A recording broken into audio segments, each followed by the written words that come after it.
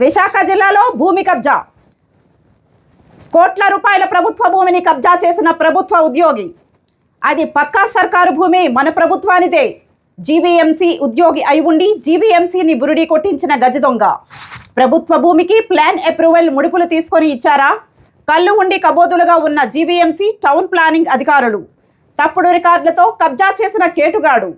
ప్రభుత్వ భూమి survey number 2/1B 5/1గా సర్వే నెంబర్ మార్చి రిజిస్ట్రేషన్ చేసుకున్న ప్రభుత్వ ఉద్యోగి. భూమి సర్వే చేయకుండానే అనుమతులు ఇస్తారా? ప్రభుత్వ ఉద్యోగే ప్రభుత్వ స్థలాన్ని కబ్జా చేస్తే సామాన్య ప్రజల పరిస్థితి ఏంటి? స్థానిక ఎంఆర్ఓ డబ్బులకు అమ్ముడుపోయారా?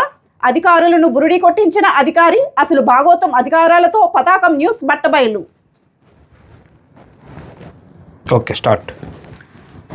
విశాఖ జిల్లా గోపాలపట్నం మండలంలో 9వ వార్డ్ ఏపీఎస్బి కాలనీ లేఅవుట్ ఒక ఫ్లాట్ నెంబర్ వేసి సర్వే నెంబర్ 5/1 డాక్యుమెంట్ చూపించి సర్కార్ భూమి సర్వే నెంబర్ 2/1B ప్రొహిబిటెడ్ భూమిలో అక్రమ నిర్మాణాన్ని 4 అంతస్తుల భవనం కట్టేస్తుంటే చోద్యం చూస్తున్న అధికారులు.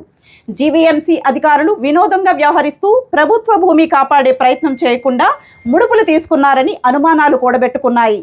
ముడుపులే తీసుకోకపోతే ఎందుకు చోద్యం చూస్తున్నారు? ఒక ప్రభుత్వ ఉద్యోగి సర్కారు స్థలాన్ని కబ్జా చేసిన 5 కోట్ల భూమిని కొట్టేశాడంటే అధికారులు కళ్ళు మూసుకొని కబోదులుగా ఉన్నారు అని స్పష్టంగా సహకారాలు అందించినట్టు అర్థమవుతుంది. ప్రభుత్వ భూమి కాపాడవలసిన అధికారులు కాపాడుకున్న చోద్యం చూస్తున్నారంటే విడ్డూరంగా ఉందని స్పష్టంగా అర్థమవుతుంది. సచివాలయం నెంబర్ 210743 దగ్గరలో జరుగుతున్న 4 అంతస్తుల భవనం కట్టేసిన ప్రభుత్వ స్థలాన్ని కబ్జా చేసి దోచుకున్న 5 కోట్ల సర్కారు స్థలం అన్యాయక్రాంతం అయిపోయిన అధికారులు మౌనం వెనుక లక్షలాది రూపాయలు ముడుపులు తీసుకొని మూట కట్టుకున్నట్టు అనుమానాలు రేకెత్తిస్తున్నాయి. వైఎస్ఆర్సీపీ సీనియర్ నేత అండదండలతో ఇదంతా జరిగిందని గుసగుసలు వినబడుతున్నాయి. సామాజిక బాధ్యతతో ఆర్టీఐ కార్యకర్త జిల్లా కలెక్టర్ని కలిసి చర్యలకు డిమాండ్ చేస్తున్నట్టు తెలుస్తుంది. ఒకవేళ పట్టించుకోకపోతే జీవీఎంసీ మా ఉద్యోగే కదా అని అండదండలు ఉంటే సర్కారు భూమిని దోచుకున్న వారిపై ఏది ఏమైనా సహకరిస్తున్న ఎంఆర్ఓ దగ్గర నుంచి జీవీఎంసీ అధికారుల వరకు వీళ్ళందరిపై అతి త్వరలో కోర్టుకు వెళ్తున్నట్టు ఆర్టీఐ కార్యకర్త పతాకం న్యూస్తో తెలిపారు. ఇప్పటి వరకు ఇది మనం చూసాం కదా.